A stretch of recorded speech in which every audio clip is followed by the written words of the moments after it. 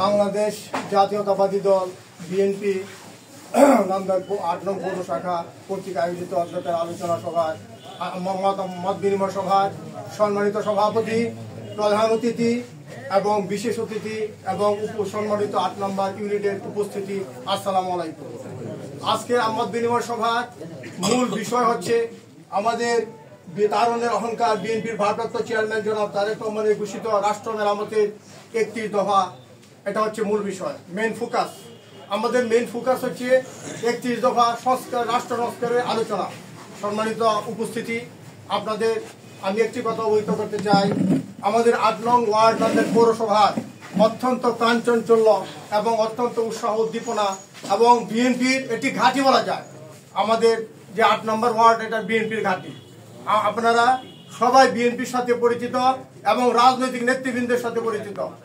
আমি একটি জিনিস আপনারা জেনে রাখবেন, ১৫ বছর আমরা শোষিত, বঞ্চিত, নিপীড়িত, নির্যাতিত হয়েছি ফ্যাসিস্ট আওয়ামী লীগ সরকারের করঘাতে এবং সন্ত্রাস, দুর্নীতি, চাঁদাবাজ, সন্ত্রাসী, দুর্নীতি, লুটতরাজ, গুম, হত্যা, খুন, অর্থ আত্মসাৎ থেকে ধরে এমন কোনো কিছু নেই যে এই স্বৈরাচার সরকার বাংলাদেশে না করেছে। আপনাদেরকে দুমুঠো ভাত, দুমুঠো ডাল ভাতের মূল্যায়ন পর্যন্ত করে নাই। বাংলাদেশের জনগণকে ধ্বংস করে দিয়েছে, বাংলাদেশ নামে রাষ্ট্রটাকে ধ্বংস করে দিয়েছে। হাজার হাজার কোটি বিলিয়ন ডলার টাকা ওরা লুটপাট করেছে, আত্মসাৎ করেছে, বাংলাদেশের মেরুদণ্ড ভেঙে দিয়েছে। সম্মানিত উপস্থিতি, আপনারা জানেন এই আওয়ামী ফ্যাসিস্ট সরকার বৈষম্য বিরোধী ছাত্র আন্দোলন এবং ছাত্র জনতার যে আন্দোলন, সেই আন্দোলনের করাঘাত এবং আমাদের সৃষ্টিকর্তা মহান আল্লাহ তাআলার অশেষ দুর্নীতির কারণে এবং উনার গজবে তারা এই দেশ থেকে বিতাড়িত হয়েছে এবং যে বিতাড়িত হয়েছে অত্যন্ত ন্যাক্কারজনকভাবে, অত্যন্ত কলঙ্কজনকভাবে তারা এই দেশ থেকে পলায়ন করেছে। শেখ হাসিনা কিভাবে পলায়ন করেছে আপনারা দেখেছেন। ক্রাইম কোনোদিন সফলতা জন্ম দিতে পারে না। ক্রাইম কোনোদিন কোনো দেশকে, কোনো জাতিকে, কোনো সমাজকে, কোনো রাষ্ট্রকে, কোনো ব্যক্তিকে সব সফলতার শীর্ষে পৌঁছে দিতে পারে না। তারা ক্রাইম করেছে, অন্যায় করেছে, দুর্নীতি করেছে, যার ফলে দেশ থেকে পালিয়ে গিয়েছে, চোরের মতো পালিয়ে গিয়েছে। সম্মানিত অতিথি, আমরা উপস্থিতি আপনার ৮ নম্বর ওয়ার্ডের বাসিন্দা। আমরা এই রাষ্ট্র সংস্কার ৩১ দফা আমাদের জননেতা জনাব তারেক রহমান, আমাদের জননেতা জনাব তারেক রহমান তারুণ্যের অহংকার এবং ইয়াসের খান চৌধুরীর নির্দেশে ৩১ দফার মূল বিষয়বস্তু সংক্ষেপে আমার ছোট ভাই মনিরুজ্জামান আলোচনা করেছেন। এখন আমি শুধু সংক্ষেপে দুটি কথা বলতে চাই ৩১ দফা নিয়ে। আমি এত বিস্তারিত বলবো না। আমাদের ৩১ দফার একদম হচ্ছে প্রতিহিংসা ও প্রতিশোধের রাজনীতির বিপরীতে সব মত ও পথের সমন্বয়ে বাংলাদেশের জাতীয়তাবাদের ভিত্তিতে একটি অন্তর্বর্তীমূলক বৈষম্যহীন রাষ্ট্র প্রতিষ্ঠা করা হবে। এটি আমাদের মেইন কমিটমেন্ট। বাংলাদেশ গণতন্ত্র, ভোটাধিকার প্রতিষ্ঠা এবং স্বচ্ছ গণতান্ত্রিক প্রক্রিয়াকে সাংবিধানিক প্রাতিষ্ঠানিকভাবে রূপ দিতে হবে। আপনারা কি ভোট দিতে পেরেছেন? এই ১৫ বছর ৩টা নির্বাচনে ভোট দিতে পেরেছেন? যারা মৃত্যুবরণ করেছে, যারা মৃত্যুবরণ করেছে তারা পর্যন্ত তাদের ভোট পর্যন্ত কাস্টিং করা হয়েছে এবং 10%, 5%, 2% ভোটও কাস্টিং হয়েছে। আমাদের গণতন্ত্র ছিল না, আমাদের ডেমোক্রেসিকে বিলীন করে দিয়েছে এই সরকার, এই ফ্যাসিস্ট হাসিনা সরকার।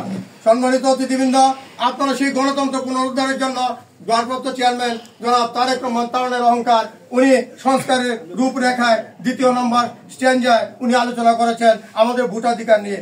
সরকারের ৩ নম্বর, সরকারের প্রধানমন্ত্রী ও মন্ত্রিসভা নির্বাহী ক্ষমতা ভারসাম্য আনা হবে। রাষ্ট্রপতি এবং প্রধানমন্ত্রী এবং মন্ত্রিসভার ক্ষমতার কোনো ভারসাম্য ছিল না। ওইটা উনি যদি আমরা যদি সফল হইতে পারি, বিএনপির রাষ্ট্র ক্ষমতায় যায়, এই ভারসাম্য আমরা নিয়ে আসবো। পরপর ২বারের বেশি কেউ প্রধানমন্ত্রীর দায়িত্ব পালন করতে পারবেন না। একই ব্যক্তি ২বারের উপর প্রধানমন্ত্রী হইতে পারবে না। সম্মানিত উপস্থিতি, ৪ নম্বর হচ্ছে ৫ নম্বর হচ্ছে বিদ্যমান সংসদীয় ব্যবস্থার পাশাপাশি বিশেষজ্ঞ জ্ঞানের সমন্বয়ে রাষ্ট্র পরিচালনার লক্ষ্যে দেশের বিশিষ্ট নাগরিক, শিক্ষাবিদ, পেশাজীবী, রাষ্ট্রবিজ্ঞানী, সমাজবিজ্ঞানীকে অভিজ্ঞতা সম্পন্ন লোকদেরকে সংসদে উচ্চ কক্ষ আইনসভা প্রবর্তন করা হবে। এখানে একটি কথা লক্ষণীয়, আমাদের তারুণ্যের অহংকার জনাব তারেক রহমানের যে ৫ নম্বর যে স্টোবিক্স, সেই স্টোবিক্সের মধ্যে আমাদের নেতা জননেতা জনাব ইয়াসের খান চৌধুরী আমার মনে হয় পড়ে গিয়েছেন। কারণ বিদ্যমান সংসদীয় ব্যবস্থা জ্ঞানের অধিকারী, উনি কিন্তু আইসিটি বিজ্ঞানী, আইসিটিতে সর্বোচ্চ ডিগ্রিধারী লোক। কাজেই রাষ্ট্রবিজ্ঞানী, পেশাজীবী, শিক্ষাবিদ, উচ্চ শিক্ষিত, অভিজ্ঞতা সম্পন্ন লোক কে এখানে আনা হবে। এই আপনারা সবাই দোয়া করবেন। আমরা আশা করি ইয়াসের খান চৌধুরী মহোদয়ের ডাক পড়তে পারে। 6 নম্বর, আস্থা ভোট, অর্থ বিল ও সংবিধান সংশোধনী বিল, রাষ্ট্রীয় নিরাপত্তার প্রশ্ন জড়িত এসব বিষয় ছাড়া অন্য সব বিষয়ে সংসদের স্বাধীনভাবে মতামত প্রদান করা নিশ্চিত, সংবিধানের 70 অনুচ্ছেদ সংশোধন করার পরীক্ষা নিরীক্ষা করে দেখা হবে। এটি হচ্ছে আমাদের যারা আমরা গণতন্ত্র চর্চা করি বটে, কিন্তু আমরা যখন পার্লামেন্টে যাই একজন এমপি, তখন 70 ধারা অনুযায়ী তারা কিন্তু ফ্লোর ক্রস করতে পারে না। ফ্লোর ক্রস কি?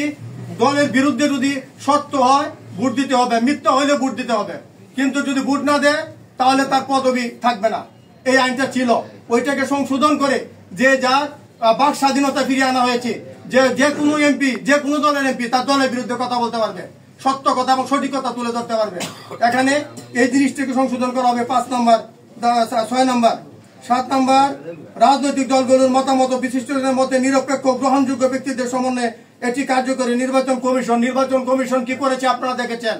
দিনের ভোট রাতে দিয়েছে, রাতের ভোট দিনে দিয়েছে। যারা মারা গিয়েছে তারাও ভোট দিয়েছে, যারা বিদেশে আছে তারাও ভোট দিয়েছে, তারাও মামলা খেয়েছে। এই নির্বাচন কমিশন হবে নিরপেক্ষ নির্বাচন কমিশন গঠন করা হবে, যার দ্বারা আপনারা ভোট দিতে পারবেন। ভোটে কোনো কারচুপি হবে না, রাতের ভোট দিনে হবে না, দিনের ভোট রাতে হবে না। 7 নম্বর, রাজনৈতিক 8 নম্বর, সংকীর্ণ রাজনৈতিক দলীয়করণের ঊর্ধ্বে সব রাষ্ট্রীয় সংবিধান প্রতিষ্ঠানের স্বচ্ছতা জবাবদিহি করতে হবে।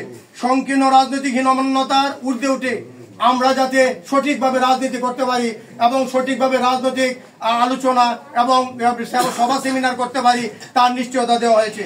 9 নম্বর হচ্ছে বাংলাদেশের সংবিধান ও মাসুদার হুসেন মামলার রায়ের আলোকে একটি হাইকোর্টের একটি রায় আছে, এটি উচ্চ, এটা উচ্চ মানে এনআরসি হাইকোর্ট, এটা আপনারা বুঝবেন না।